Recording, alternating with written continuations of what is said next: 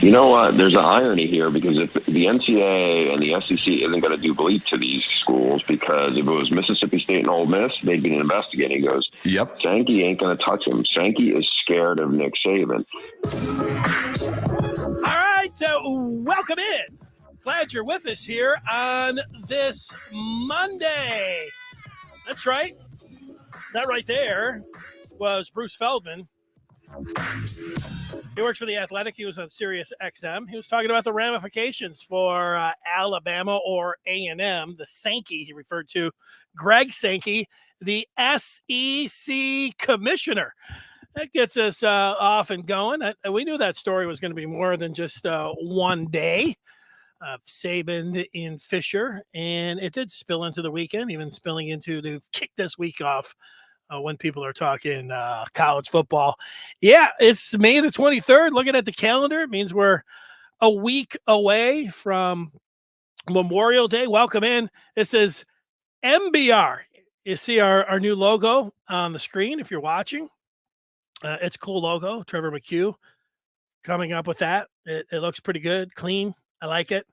This is Michigan football, Michigan basketball live. We are live weekdays at 1:00. That enables you. You're out there, want to leave your feedback, go ahead in real time. We read it. You want to give us a call, you can. Welcome into the people on Clubhouse, the ability to take your calls there.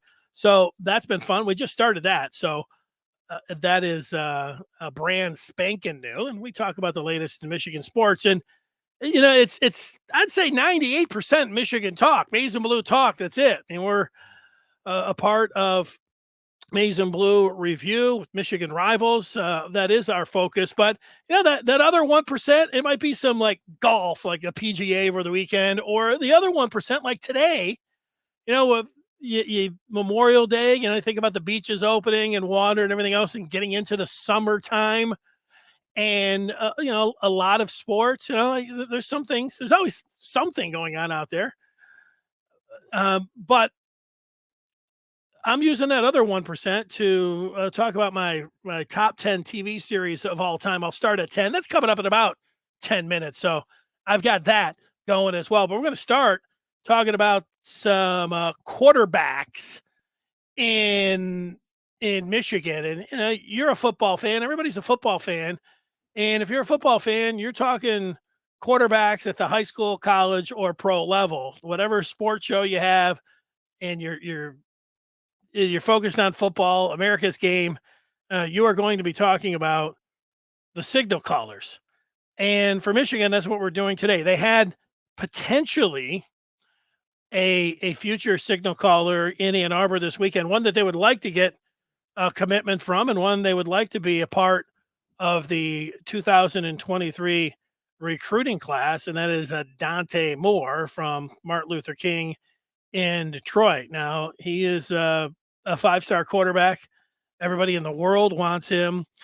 Heading into this weekend, there were a lot of people, I don't know, before this weekend, there were a lot of people like, no, Dante Moore's not coming to Michigan. You know, he's going wherever, Oregon, LSU, Notre Dame, Florida, Miami, you know, pick a school. And then, you know, sure, you narrow it down, and Irish fans are, you know, thinking that they've got him. And, you know, Oregon and LSU also monitoring the situation. But Michigan had him in on a visit this weekend. So that got, you know, Michigan fans naturally tuned in to what might be the chances of getting Dante Moore and his decision and his timetable and who he really does like. And does Michigan really have a legitimate chance? I should have thrown Michigan State in there as well. I've seen him, you know, suiting up in the green and white, but yeah, let's face it, he's not going to Michigan State. So we'll talk a little bit about Dante, and we'll also look at the rest of the quarterback room for Michigan coming up this year and, you know, in future years. That's what, you know, Moore is all about. You know, it's not this upcoming season, and you know, that's the recruiting game. That's the fun of being a recruiting fan. You know, you're able to talk about Michigan football. You're able to look at the depth chart, and you're talking about the most important position. And you know, you always, you know, I did it myself over the last 5, 10, 15, 20 years. how's Michigan going to beat Ohio State? What's been the biggest difference in Michigan in all those years coming up short against Ohio State? Well, it was the quarterback position, the signal caller. That was the biggest difference. Anybody that broke down that game that wasn't talking about it being that, being number one, now that can go right to recruiting. You could say recruiting, kind of more of a blanket statement, but if you really wanted to zero in on something, quarterbacks and I don't know if it's a funny thing, or ironic thing, since we were talking about it so much, that this past year, while Cade McNamara was fine in that game, he threw that interception right before halftime. He threw the ball to Cornelius Johnson, an excellent pass to him. But really, Michigan won the game with, again, this is the ironic part. I always talk about quarterback. Michigan won the game because their defensive line, in particular, Aiden Hutchinson, was dominant, one of the most dominating performances in any college football game that you'll find. Certainly Pro Football Focus, when they looked at pressures and all of that, one of the greatest games by a defensive player. And then Michigan's offensive line, and then Hassan Haskins going for 5 touchdowns in that game. So that's what the biggest reason was for it. But all that being said, we still know that quarterback really important. And Ohio State's an interesting team to talk about, because we have seen over the years, like if we're just talking about quarterbacks, and I've heard this being put forward, that like Michigan right now, they have J.J. McCarthy, who is a true sophomore. And with McCarthy, and you're like, well, why would Michigan be able to get a 5-star quarterback like Dante Moore if he comes in next year? J.J. McCarthy could be a junior, and then McCarthy could stay around and be a senior. Wouldn't you want to go somewhere where you would play right away? Hey, you check Notre Dame's depth chart. You notice that, and there's some people, I'm not sure this is the case, but there's some people that think Notre Dame is the leader for Dante Moore. And you check Notre Dame's depth chart, and they have a true sophomore as their starting quarterback. Now, true enough, Michigan has both J.J. McCarthy and Cade McNamara, both with 2 more seasons following this year. It doesn't seem like that from Cade McNamara, but if you go back to his first year, he redshirted. His second year was the pandemic season, which really didn't count. So Cade McNamara, like you get that bonus year. Cade McNamara was really a redshirt freshman last year. So really he's a redshirt sophomore this year, even though he's been around for that long. It's fascinating that, both he and McCarthy, but it also, can cause some potential problems when you're down there recruiting, as you know. So, all right, before we go any further, I wanted to tell all of you folks about our new sponsor. And support for Maize and Blue Review is brought to you by Manscaped, who is the best in men's below-the-waist grooming. Their products are precision-engineered tools. Manscaped's Performance Package, the ultimate in men's hygiene bundle. Join me and over 4 million men worldwide who trust Manscaped with this exclusive offer. 20% off and free worldwide shipping with the code TMBR at manscaped.com. I want to congratulate all seniors out there, high school and college. And it just occurred to me this weekend as I was looking at some pictures of my friend's kid, Jackson, who was, had his gown on, everything. He's graduating high school. And I thought, yeah, what do you always give as a gift for seniors out of high school? Well, you slip a little cash. Give them a little cash. And also, what a great gift, the Performance Package Bundle.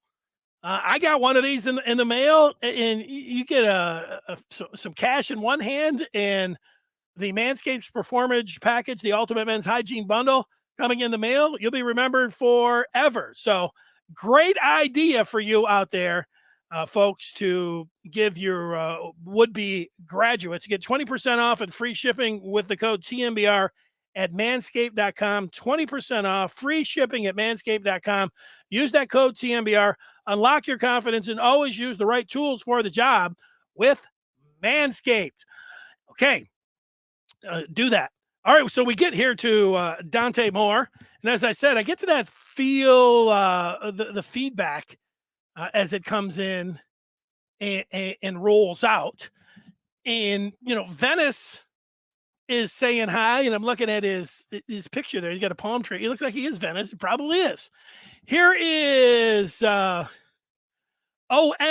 I'll just say he makes the point that Andrel Anthony reminds him of Jerry Jeudy. What do you think of Andrel Anthony? Well, I thought when Michigan got Andrel Anthony, they got him out of Lansing, the pride of East Lansing, being able to steal a recruit right from Michigan State, and I thought pretty cool.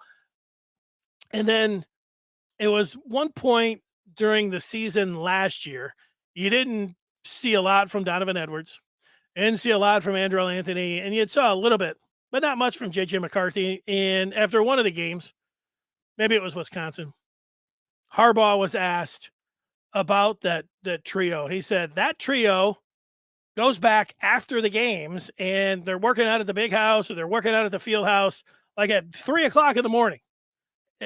Edwards, McCarthy, and Edwards, or Edwards, McCarthy, and Anthony. And that, get you thinking, okay, hey, that's the skill positions of the future. They don't have their head down. They're working hard. And, who knows? It's true freshmen. It's hard to get on the field. But then all of them, at one time or another, made an impact. And McCarthy, every snap that he took, we have analyzed, and every throw that he made, we talked about as well. And then you think about the Big Ten title game with Donovan Edwards throwing that touchdown, or what was it, the Maryland game where Donovan Edwards had 10 catches for 170 yards, the 77-yard touchdown. I mean, he announced but the guy that made the biggest impact for Michigan was Andrel Anthony. It was in the Michigan State game. And you never forget there, the last day of October, you get a 93-yard touchdown from Andrel Anthony. McNamara hits him right in stride, right on the seam. He takes it the distance in East Lansing. And, that's a touchdown that doesn't matter how old I get or you get, you'll remember. And it wasn't just like, hey, a lightning bolt, one play. Hey, there's number one making a sweet catch and taking it to the house in East Lansing, where he's from. Great story. He continued to be like, a go-to guy in that game. And, the sky's the limit. You see Andrel Anthony, you wear the number one at Michigan, you're going to have people be excited about you automatically. And then you arrive on the scene like Anthony did. And, the wide receiver room for Michigan, with Ronnie Bell coming back and Cornelius Johnson, Sandra's still a two-way player. I really like Roman Wilson. I really like AJ Henning. And this is why it is the offseason, and Michigan they're coming off of getting to the college football playoff. So naturally, people are going to be bullish on Michigan and talking in positive terms about the Wolverines. They deserve that. They deserve the offseason glow.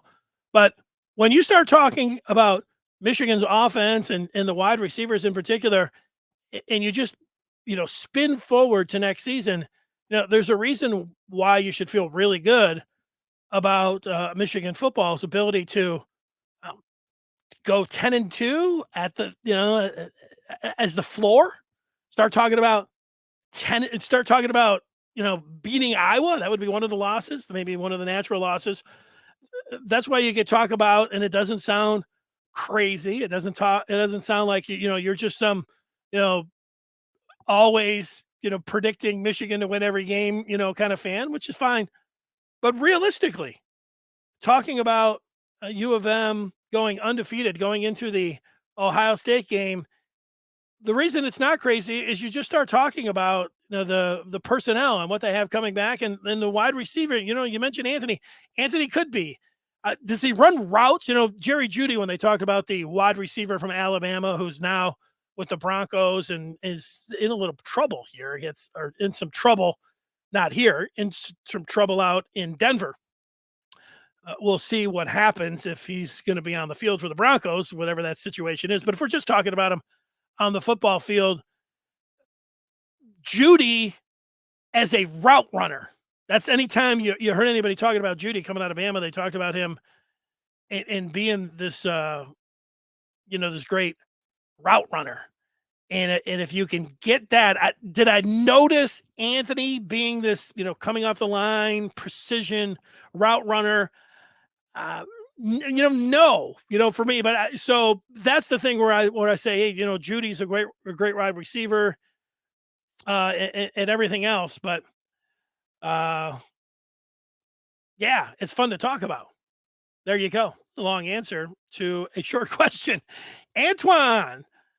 Hey, this is the way it's done. Antoine, somebody asked you a question about Andrel Anthony. I should have just went to Antoine. He said, Anthony's going to be a monster. How about that? It's the way to get it done. Antoine saying, we might have to push Cade out the door. He's not going to be good enough to get drafted. So, he's probably going to try to hold on, or at the very least, he's probably going to have to sit on the bench. All right. It's good. It's a good lead in here. It's a good lead in, Antoine, to talk about Dante Moore and the quarterback room and the future. And we all understand that one of the big conversations for any football team, but with Michigan's team, it's going to be about the quarterback and the quarterback competition. I almost called it a controversy, which, I guess you could call it that too. If J.J. McCarthy didn't have the sore shoulders or whatever it was a shoulder that prevented him from participating mostly in spring practice, that could have been a blessing in disguise for Michigan. It really depends how you're looking at it. I feel like it was a blessing in disguise. I think if you had both Cade and JJ fighting it out for the spring, that you may have had one of those guys take a look in the mirror at the end and say, know that the writing was on the wall, and the other one would look around the country and say, I'm out. Could have been McCarthy, could have been McNamara, but as it played out, because they couldn't compete, and Cade was, taking all the reps as the starting quarterback, that there's no controversy right now. On September the 3rd, you can bet, dollars to donuts that Cade McNamara is going to be the starting quarterback for Michigan. Now, how it plays out after the first snap against the Rams on September the 3rd, it's not anybody's guess, but there's a lot of different ways you can go. I'm pretty sure that McCarthy is going to play a ton against Colorado State. Heck, you could start McCarthy against Hawaii and bring McNamara in and switch it around just to give JJ, give him the start, see how he does. You don't have to worry about it. It's going to be the Rainbows. You could flip back and go McNamara against UConn. You could come back and then make the decision for the Big Ten opener. And all right, who's played the best in those 3 games? The competition. It could be JJ McCarthy. All of that is in play. And I'm not sure Michigan right now, I'm sure they have talked about it a little bit, how they're going to, divvy up the snaps and what they might do in the non-conference schedule. That they can't come out, not like Jim Harbaugh can say, yeah, we got 3 real easy games to start. We're going to play everybody. You kidding me? Now, that's what you want to do. And then they go out and they're tied against Colorado State at the half. Then you got to throw all that out the window. The point here is that you're going to have both of these guys competing this year, which for Michigan football is a good thing, that they're both there. And, as it's presently sitting here with the 2 deep, both of these guys are going to play this year. That is the positive thing about Michigan. Now, what does it mean for future QBs? I mean, Dante Moore comes in. Like Dante Moore, he's about as good as it gets when you're talking about, as much as J.J. McCarthy is exciting and everybody's fired up. Dante Moore is more highly thought of as a prep signal caller than McCarthy was. Here is the 23 QBs. Arch Manning, you may have heard of him. He's number 1. This is the Rivals board. And the second best quarterback, according to Rivals, committed to Lincoln Riley in USC, Malachi Nelson. He's ranked 3rd overall. You don't have to go very far to get to Dante Moore. He is the 3rd best pro high school prospect, and he is ranked overall number 6 in the 23 class. 6'3", pro style quarterback, 5-star, MLK, undecided, was at Michigan this week. What did Michigan say to Dante Moore this weekend? This is the part where I'm working for Michigan Rivals, and we had the national guy from Rivals, Adam Gorey. I saw him posting some things over the weekend. Josh Henschke. You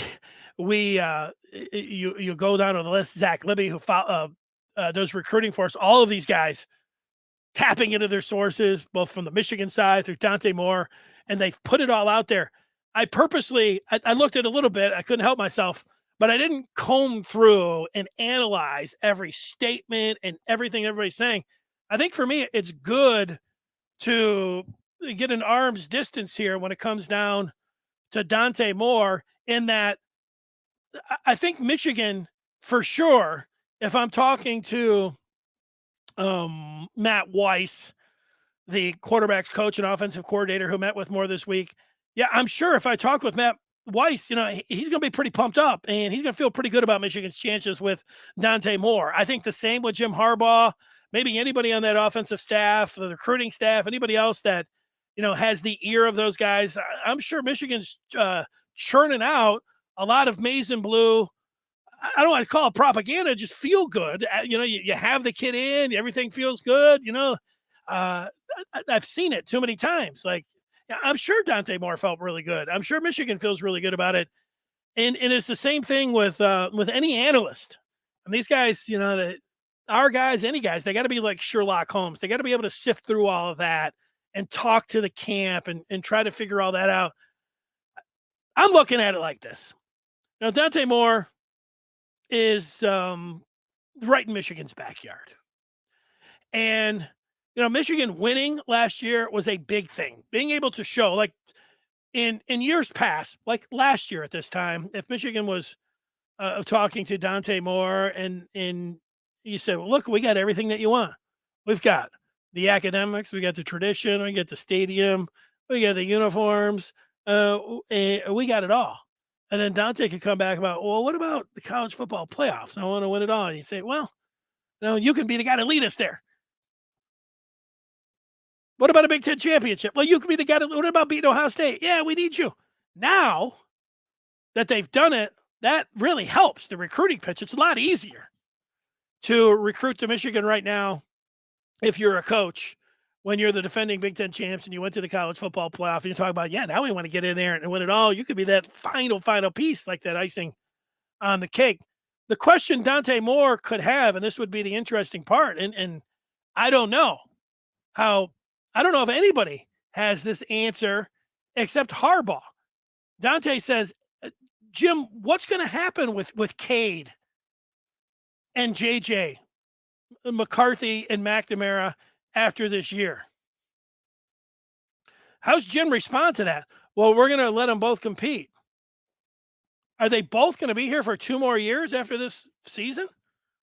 Is Jim Harbaugh going to say, we hope so, and we hope for you that you redshirt as a freshman, and then we'll let you play with 2 other quarterbacks? I mean, that doesn't sound very realistic.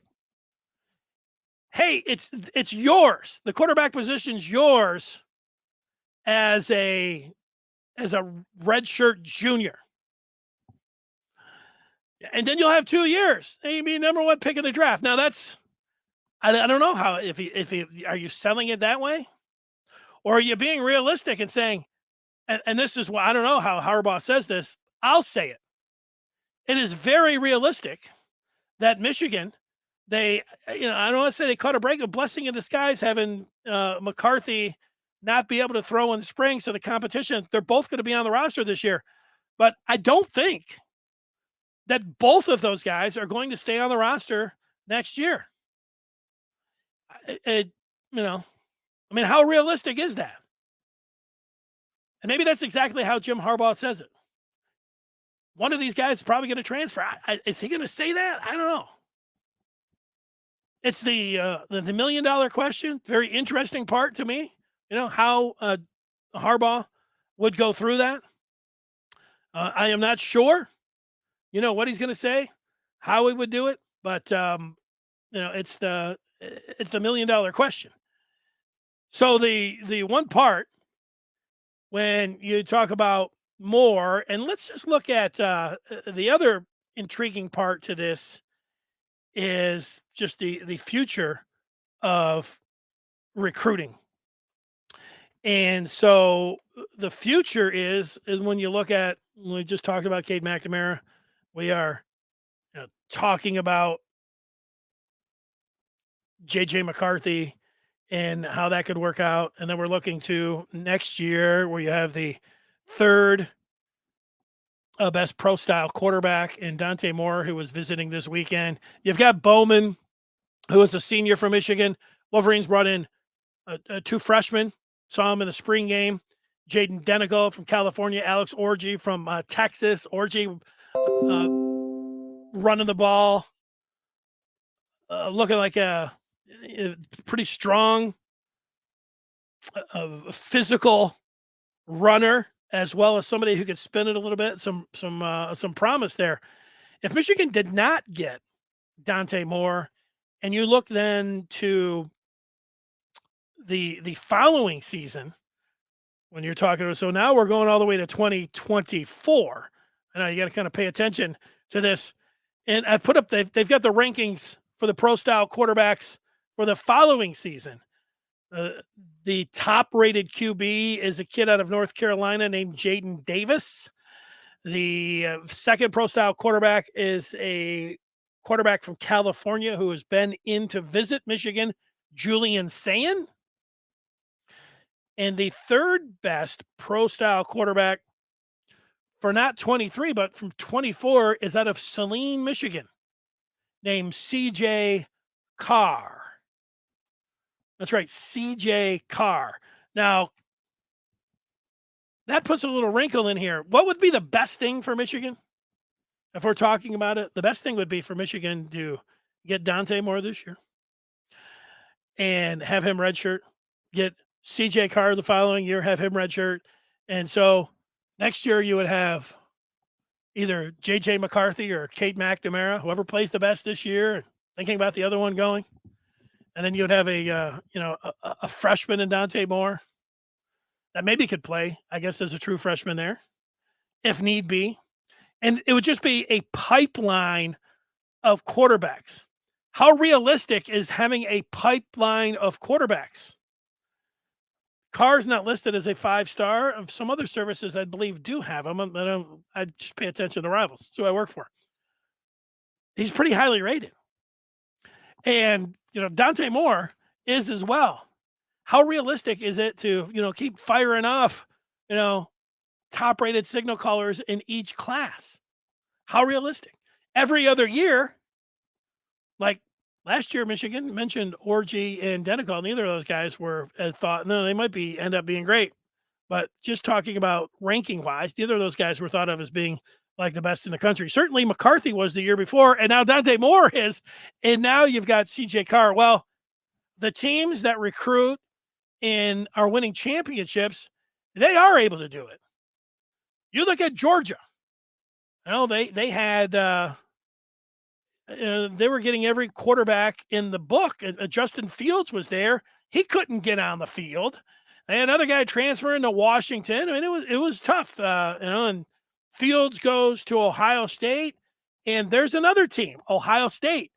They bring in 5-star quarterbacks like every year. And, they let him compete. And then, Stroud this year, and you didn't know who it was going to be for them. And then, the most famous thing, at least recently here for Ohio State, was not that Justin Fields, who was a first rounder, but, Joe Burrow, who was there at Ohio State, and they ran him off, and he went to LSU and put together the greatest season of all time. So if you're really going to take that next step in recruiting, next step in raising your floor as a chance or your ceiling in winning a college football. It feels like being able to get every year quarterback, and then letting them compete, and then you're going to have some attrition there because guys are going to transfer. Can Michigan do it? These are the names. This is what they're dealing with. And you say it's not realistic. Well, it's realistic if you feel like Michigan can take that next step.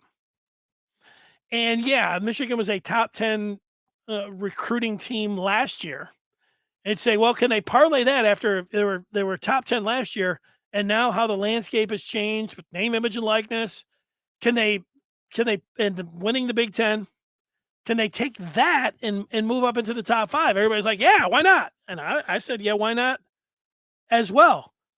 And then part of that is specifically zeroing in on these QBs. Now, if you could tell me you start playing that game, and these are the kind of games you play in recruiting. We play these games and with college football as well. Like, hey, if I could tell you you'd lose to Michigan State again, but you made the college football playoff, would you take that today? And yeah, I would take that.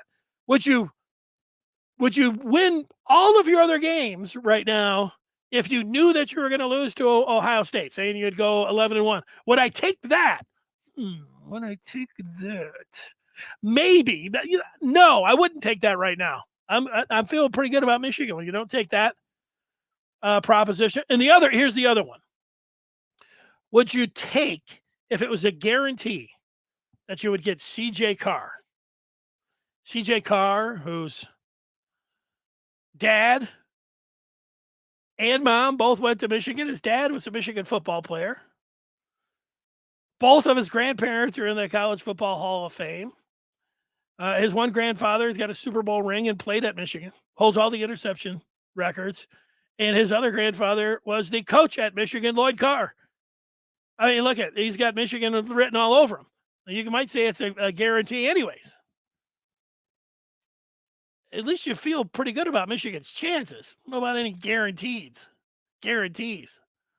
But would you take, if you knew you could get Carr, would you do it? Or if you got more, it meant that you wouldn't get Carr, but you'd have, a bird in the hand, 5-star in the hand. These are all the things that you think about. Be interesting again to hear what the coaches would think about that. Let's see what some of the feedback is coming in. I'm going to check here on Clubhouse. I see Paul checking in. Can you explain how no conference would work in the Big Ten? Paul, I can explain. That's a feedback coming in off of Clubhouse. And we saw that the Pac-12 is going to do that. The ACC said that they were going to do that. What you're going to do is you're going to scrap the East and West, Paul, and then you're going to have 3 teams. Say you're Michigan, you're going to have 3 teams that you're going to play every year. Those are going to be your rivals. Well, we know for sure that it's going to be Ohio State, and we know for sure it's going to be Michigan State.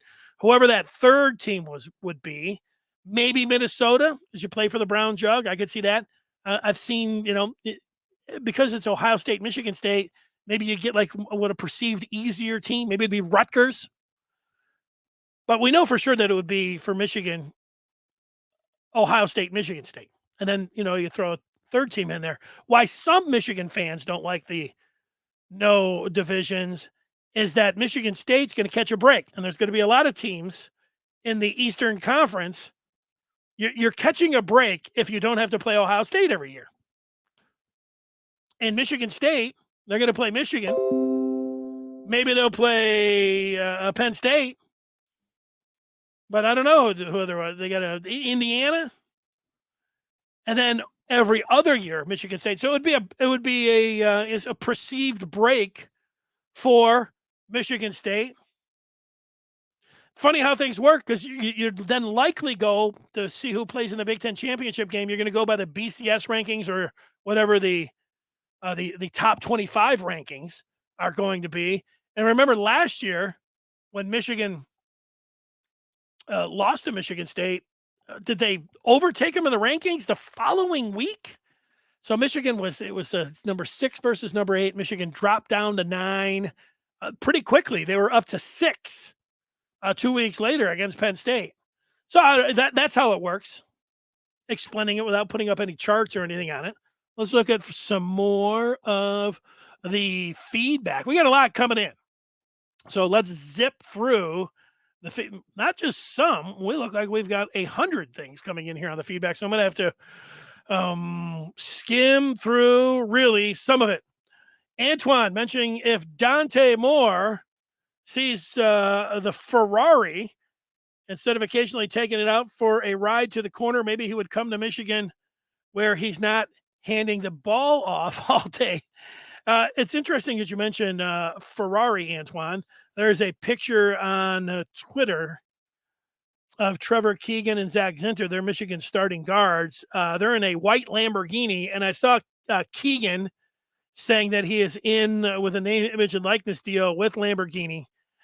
And so I'm thinking that that's Keegan's white Lamborghini that I saw a picture of him in this morning with Zinter, two offensive linemen in a Lambo driving around Ann Arbor. You're going to know that they're Michigan's starting guards. Zinter tweeting that the NIL has been good to them. That's good because there's a lot of people saying NIL is not good for Michigan. Why can they get in there? And, the funny part to that tweet is I remember talking to Gerald Wangler, who runs Valiant, part of, a third party that is involved with helping some of the athletes get some name, image, and likeness deals. And remember talking to Wangler, he's like, this is not Michigan handing out Porsches and Lamborghinis. And yet now that if you are on the team, in fact, it is. You can get a Lambo or maybe a Porsche. I know I've been in the Porsche dealership right there on Main Street. It is a nice 3-wood. Maybe not if you're Mito Pereira, but a nice 3-wood right down State Street to the field house, that Porsche factory. Not factory, Porsche. We're not in Stuttgart. The Porsche dealership. All right, I'm taking a long time here. Antoine just talking about the running game. There's the question about Andrel Anthony. These guys talking about the quarterbacks here. Are you able to go back to the top of the chat? I chatted earlier. I'm glad you mentioned that, Antoine, because I thought that was left over from last week, but it threw me off because I'm like, I usually have a fresh one. Let's see. Antoine mentioning some of the QBs. I can go back. Harbaugh doesn't like 5-star quarterbacks. He likes to sit them on the bench and play check down specialists so he can run the ball. Well, that's another interesting part. You would say, how is Michigan able to recruit wide receivers and tight ends and quarterbacks when the identity last year that they're going to want to continue with this year is being a team that's going to run the football the most in the Big Ten, be one of the out of the Power 5 conferences, a dominant and a run-heavy team? It is a fantastic question. Antoine, what you hope happens, and you're right, it's a very interesting question. What if Dante Moore said, I want to throw the ball more than 10 times a game, Jim? What would Harbaugh say? Oh, he's not okay. Part of this identity that Michigan has, yeah, you got to win all your games, you got to blow people out, and you got to be able to run. You got to be able to run, and then you got to be able to put the ball up. You got to be explosive through the air as well. But you really got to run up to score then, and you really got to be able to do both. And in most of the games, certainly the Western game, the Washington game, it was nothing but ground and pound. Michigan finally, they threw a long pass in the Northern Illinois game, and they're like, see, we can throw it. And you know what? Their first 9 drives, 8 of them were rushing touchdowns, and it stayed there. Michigan wants to control the clock and run the ball and be physical. It worked against Ohio State, and then take your shots. What you'd like to be able to do is just flex and come out, establish the line of scrimmage, and just maul teams in the run game and be able to be explosive through the air. Can you do that? Again, that's taking the next step. That's taking a step where then you can talk about winning a national championship. If Michigan's just good, and they have the personnel.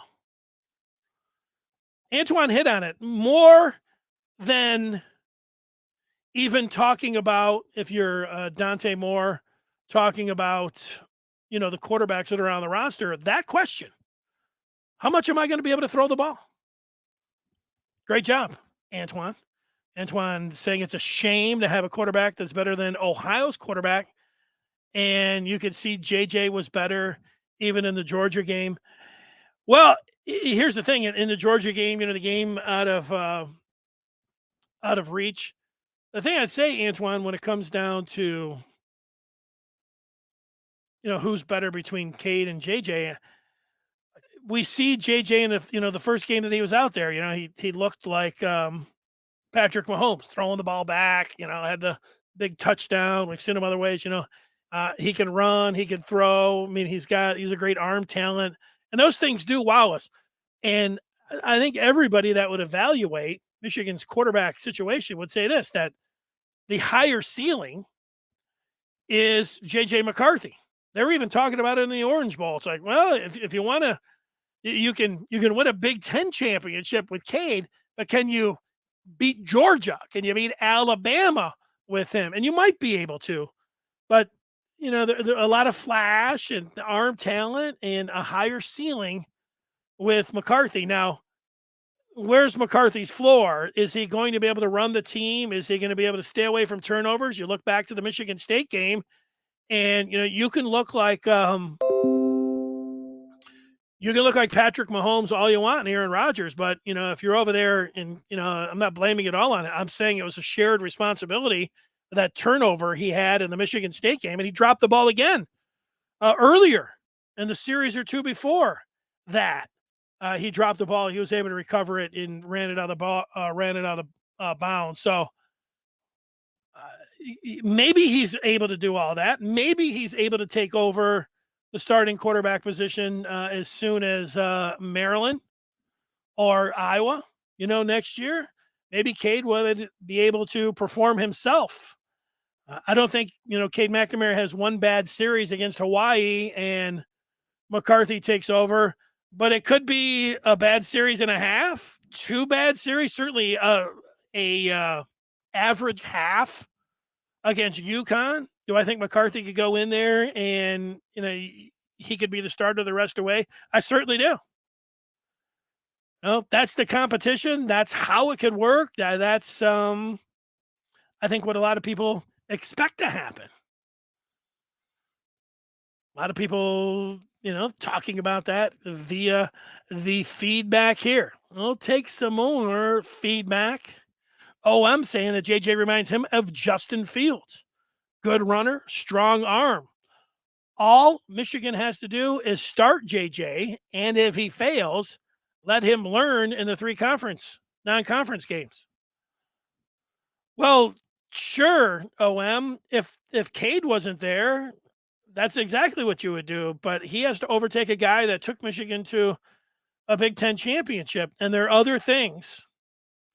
There is a chance. If we're sitting here talking about who's going to be Michigan's starter against Iowa on September the 1st, I think it's a 60% chance that Cade McNamara starts against Iowa.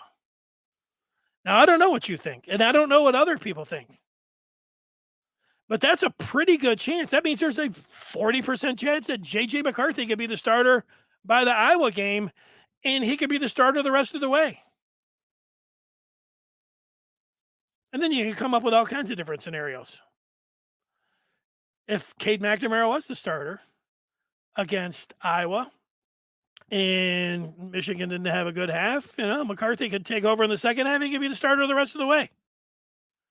McNamara doesn't have, let's go back to last year. See if I say this without it sounding confusing to myself or anybody else. If this year was last year, let's just think about it.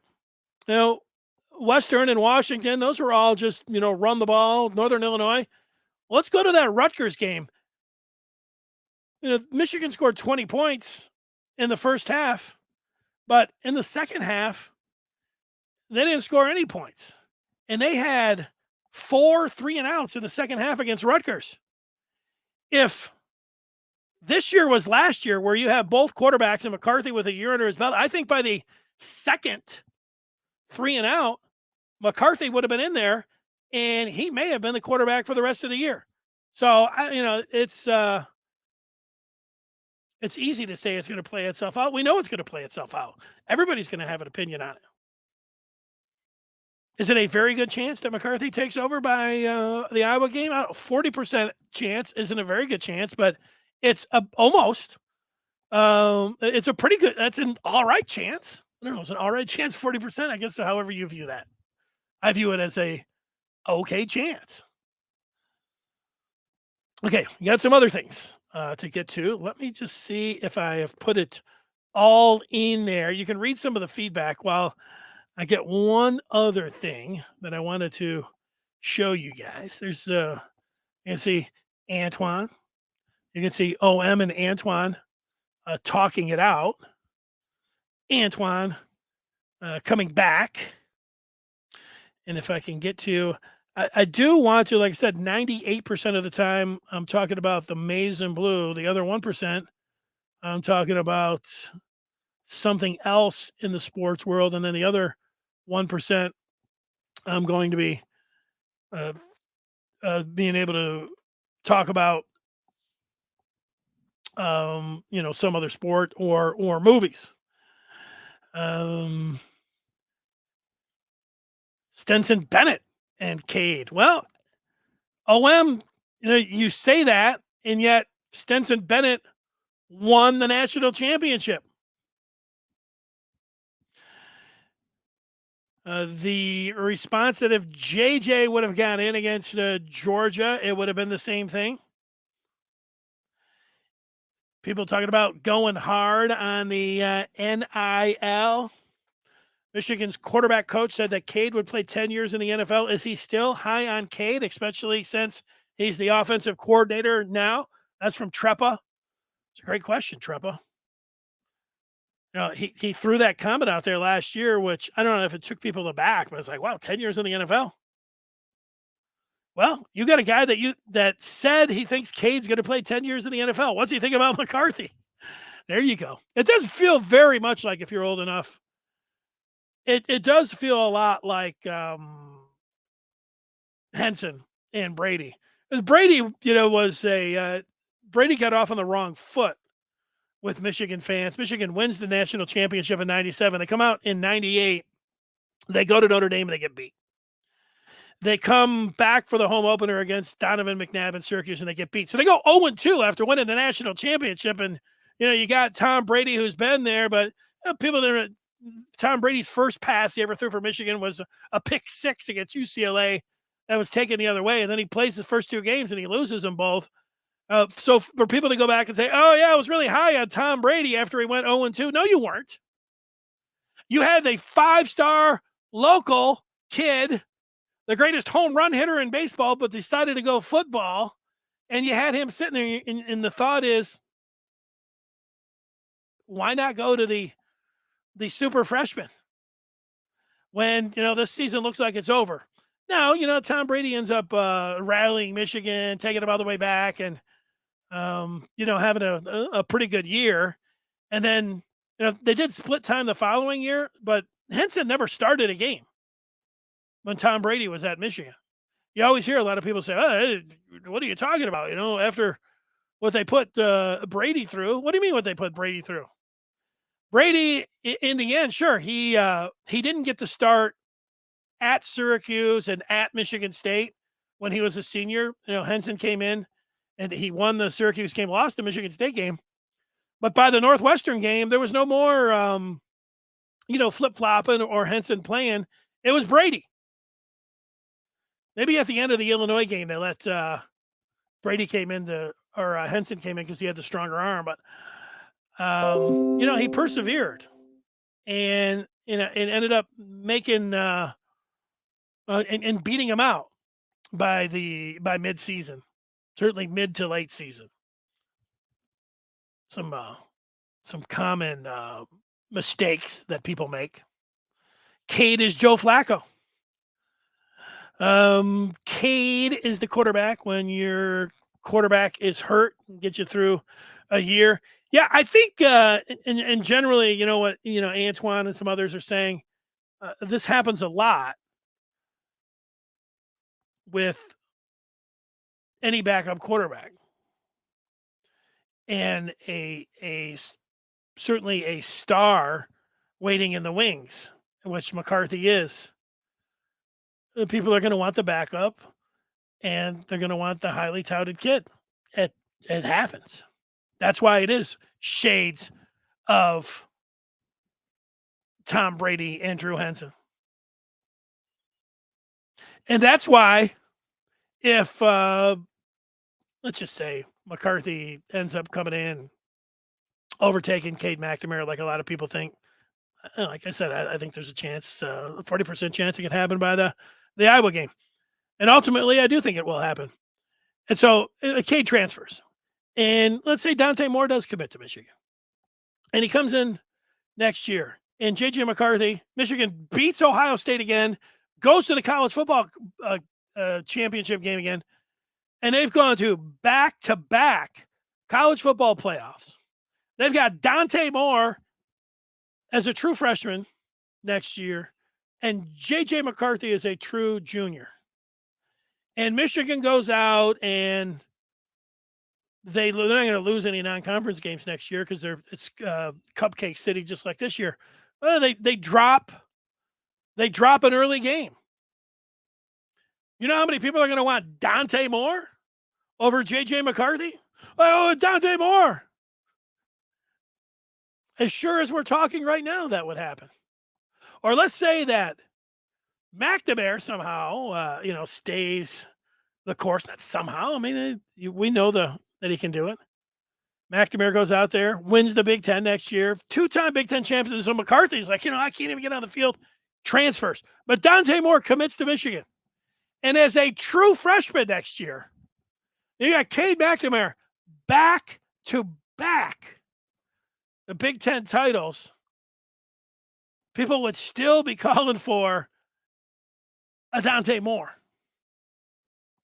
You could say, no, not as a true freshman. Well, what if he stayed around for the following year? It would happen. The point is, we all always love the backup QBs, and we always love the 5-stars.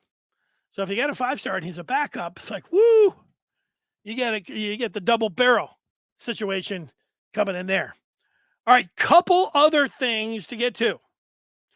There is the quarterbacks. I mentioned about Zinter and Keegan. Picture in the white Lambo was Zinter talking about the NIL has been good to them.